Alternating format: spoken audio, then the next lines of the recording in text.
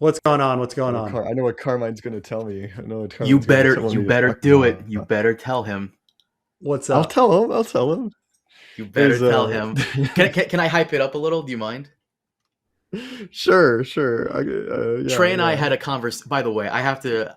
Trey's the funniest guy ever. So Preston knows this. Every now and then I'll call people and I'll be like, just to check in on them and see how they're doing. Yeah. And Trey, you know this about me, but every time I call Trey, it's like a flip of a coin. The first thing he says to me, he'll go, "Hey Carmine, what's up?" Oh God, is it that time? Are you here to tell me the bad news? I'm like, bad No, I news? don't. I typically say the good news. I typically say the good news. I go, Wait, you is it want George coming R. Martin out? to die? What do you mean? No. Carmine's fucking with you. Carmine's making it up. I say the opposite. I'm like, the book's out. The book's out. Yeah, The that's book's it. out. No, he's like, what? And Carmine always goes, he goes, what have you heard? And I'm like, I'm asking you.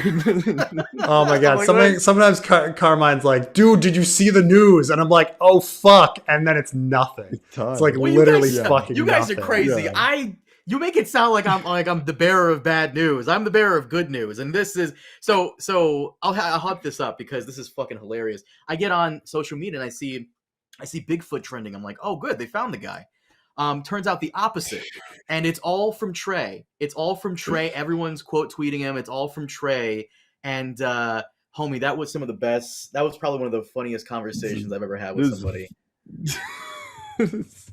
Well, okay, I guess I should start from the beginning if you want me to talk about. Are you cool with the this, Preston? Yeah.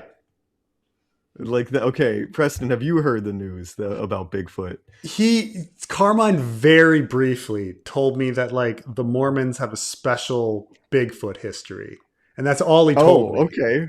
Okay. Well, I was going to start from the beginning. The reason I even brought it up to Carmine in the first place is there's recent Bigfoot news that the Patterson-Gimlin film, which is the famous like walking away from the camera. Yeah. There is a documentary that was screened at a Texas film festival.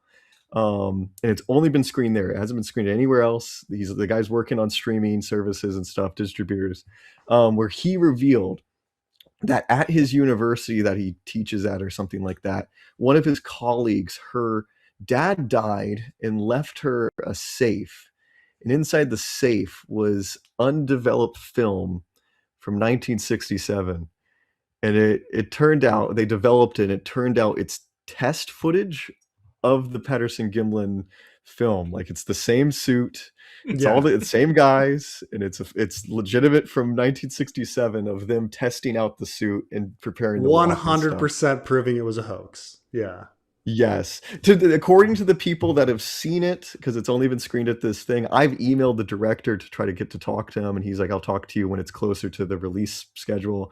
But the people that were there was a Bigfoot YouTuber that attended it, and he just posts a video. Carmine, should I send Preston the image, the thumbnail from his video? Do it. Preston. Where he's, oh man, the guy is like devastated. He like is just like he looks like he's like in there and he's just like, it's over. Do you mind talking about the? It's like Nick guy? Fuentes these days, you know?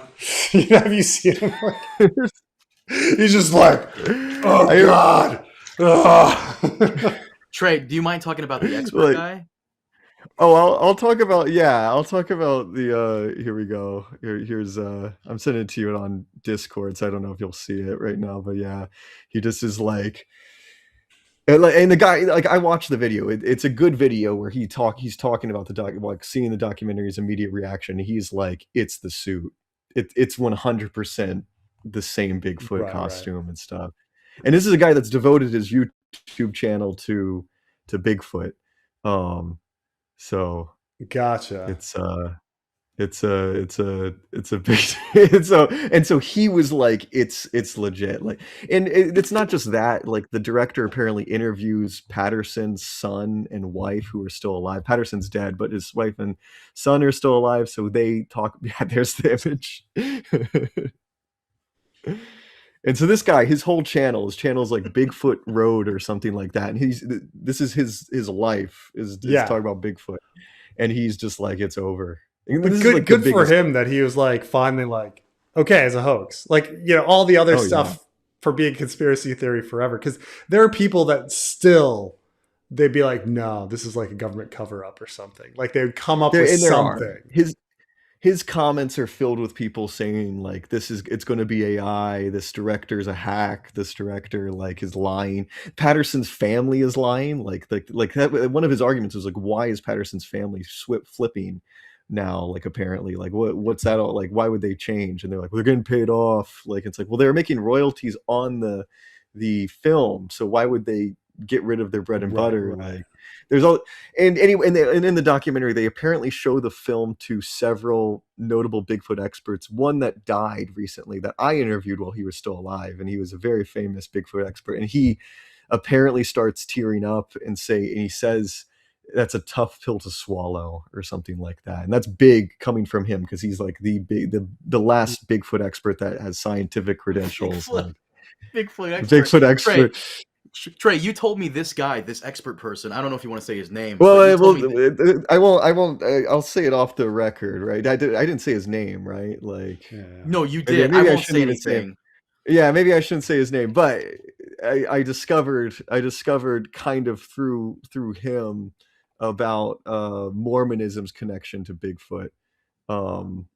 Which is fascinating. I was unaware of Mormonism's connection to Bigfoot until this conversation, and yeah. So Mormons believe. Maybe I shouldn't say all Mormons. I'm saying there's a population of Mormons that believe that Bigfoot was encountered by one of the early founders of Mormonism, like not Joseph Smith, not Brigham Young, but another guy. Let me get his name. Mormonism. I'll find it real quick. Bigfoot. Like, what is all his I remember name? Is that he's an apostle, which we're yes, reading Berserk Apostle right David now? W. Patton. Apostle David W. Patton. Apparently, yes, he's an apostle like Berserk. This is funny because there's let me grab this book over here. Hold on. But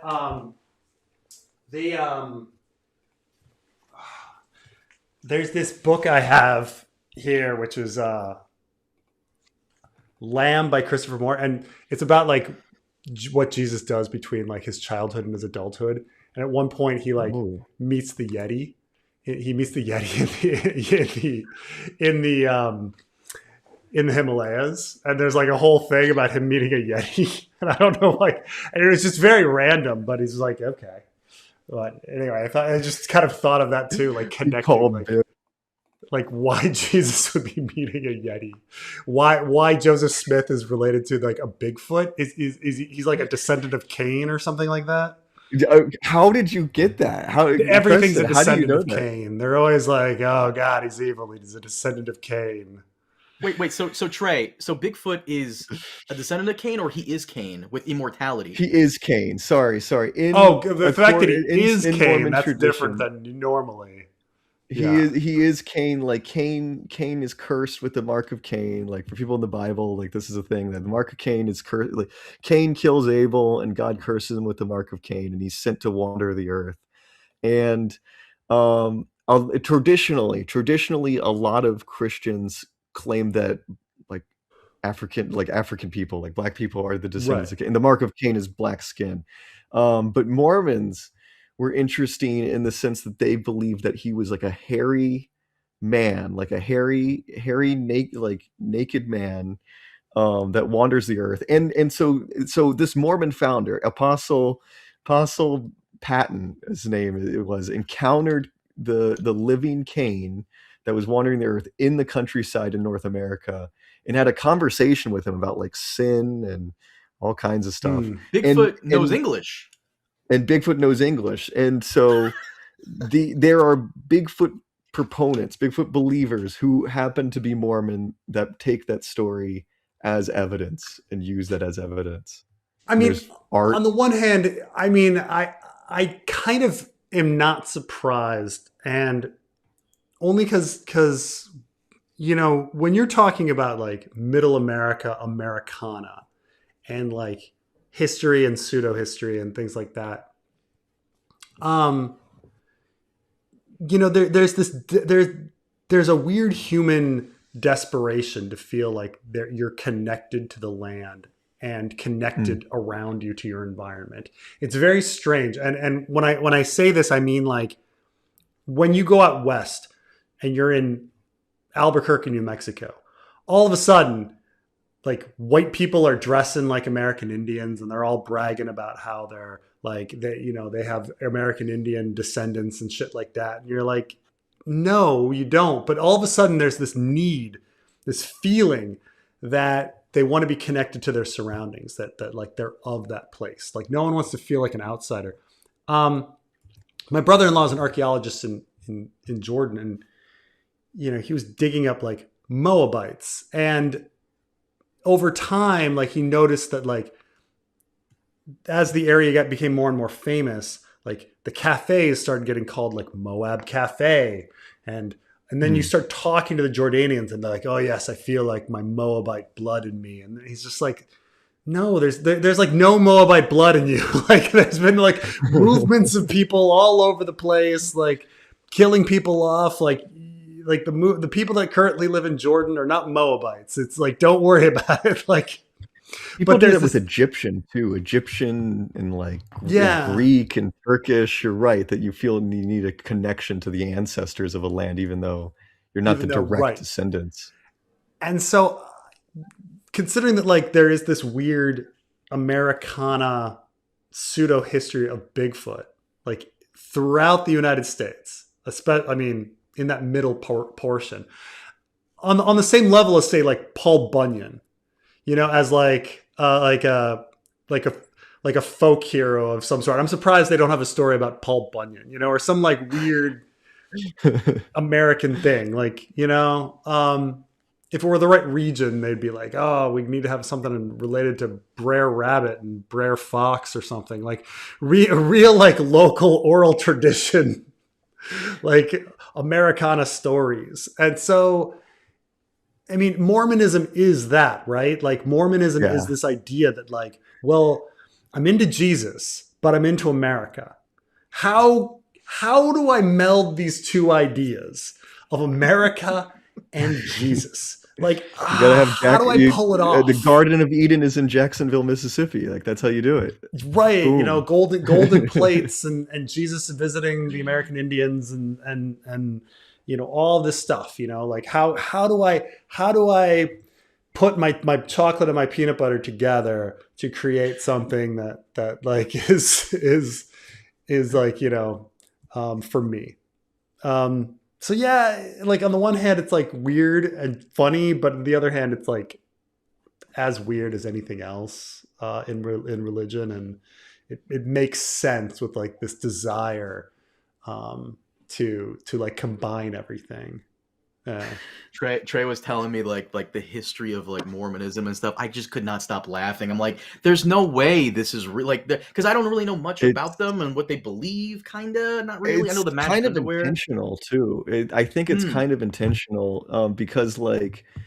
Yes, like all the stuff with the origins of Mormonism is pretty easy to access. Like that's the thing with Joseph Smith. He was a relatively recent existing person. He's not like Jesus. He's not like Muhammad, who's a little bit more hazy. Like Joseph Smith was a guy that lived in upstate New York.